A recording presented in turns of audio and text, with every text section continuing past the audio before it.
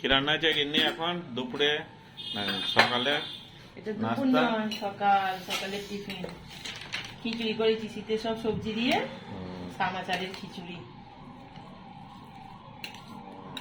Healthy খিচুড়ি, গরম গরম। কত সবজি দিয়েছি জানো? বিট, গাজর, ফুলকপি, কুমড়ো, মটরশুঁটি। বাবু তোকে দিচ্ছি, তুইও দেখে নে। হয়ে যাবে। হ্যাঁ, খিচুড়ি বলে এইটুকু বাস হয়ে যাবে। আচ্ছা ঠিক আছে, নে একটুখানি করে গাওয়া ঘি দিয়ে দিতে।